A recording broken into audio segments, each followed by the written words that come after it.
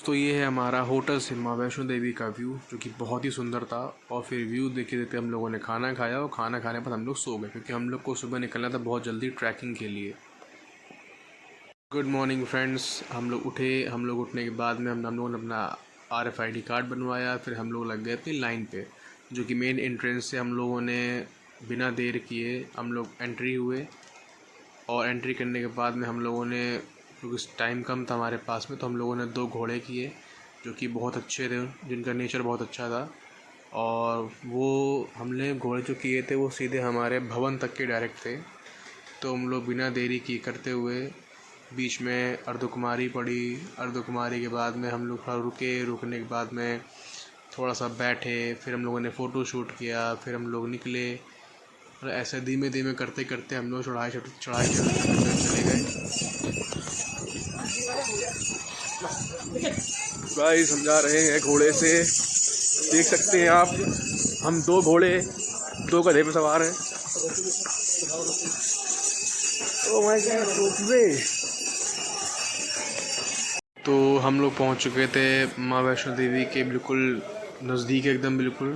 तो ये देख सकते हैं आप लोग। तो हम लोग बिना देरी करते हुए हम लोगों ने अपने अपने बैग जमा किए, जूते जमा किए, फिर हम लोग दर्शन किए। और फिर हम लोग लग गए सीधे रोपवे की लाइन में, जो कि मनोकामना भवन से डायरेक्ट भैरव बाबा तक जाती है।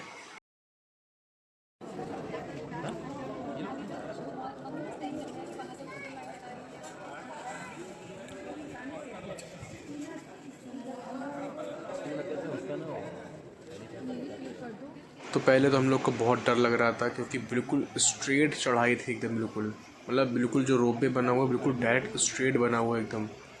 तो बहुत डर लग रहा था, क्योंकि एक बार में 45 लोग भरते हैं, तो डर तो लगेगा ही।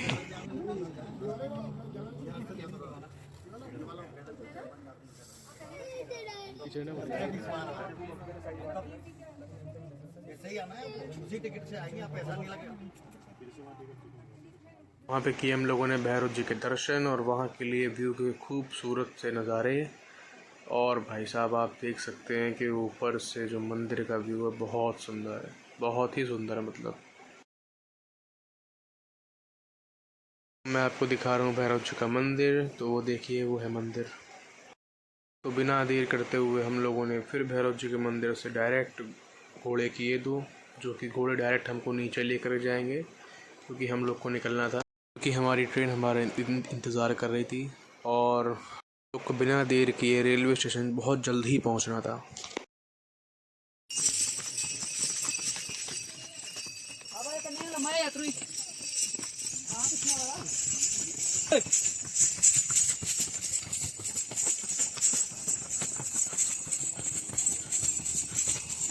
तो मेरी बीवी ने पहली बार हॉर्स राइडिंग करी, तो उसको बहुत डर लग रहा था।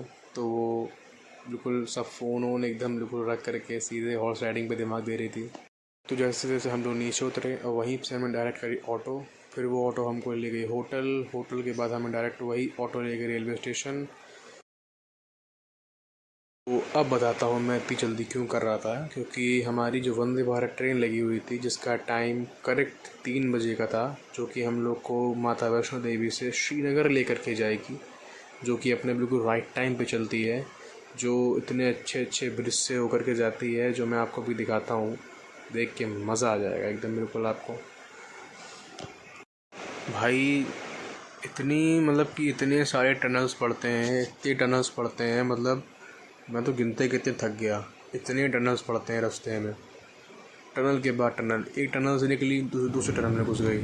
और उसके बाद जो व्यूज़ हैं ना, मतलब गज़ब, बहुत अच्छे अच्छे व्यूज़ हैं वहाँ पे। उसके बाद में जो ब्रिजेस आते हैं, इतने अच्छे अच्छे ब्रिजेस हैं वहाँ पे, इतने अच्छे ब्रिज हैं वहाँ पे। सबसे बड़ा जो ब्रिज है वो है चिनाब ब्रिज, और जो सेकंड ब्रिज है मुझे उसका नाम तो नहीं आता, लेकिन वो भी बहुत अच्छा ब्रिज है।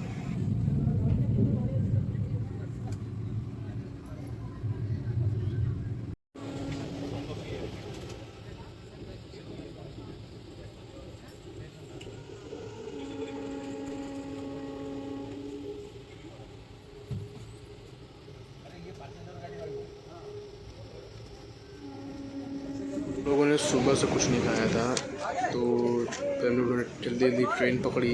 तो हम लोग को बहुत तेज़ लगी थी भूख, तो हम लोगों ने ट्रेन में ही वंदे भारत पे ही मैगी मंगवाई थी, जो कि वो खुद बना करके देते हैं और प्राइस बिल्कुल रिजनेबल रहते हैं उनके, कोई एक्स्ट्रा चार्ज नहीं है कुछ नहीं।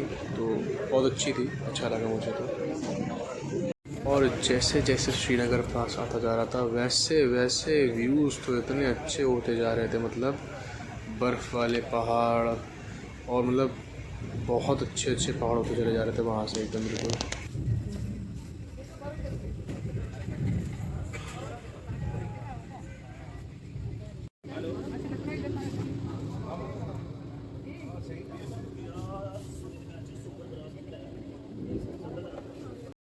तो गाइस हम लोग आ चुके हैं इस समय श्रीनगर में। और ओए वैसे मुझे बहुत डर लग रहा है, पर क्या करें, चलो डर देखते किस हैं। बात का है, चलते हैं श्रीनगर। और मेरी वाइफ दोनों ही पहली बार वंदे भारत में बैठे हुए थे, तो हम लोगों ने फ़ोटोज़ भी क्लिक कराई साथ में।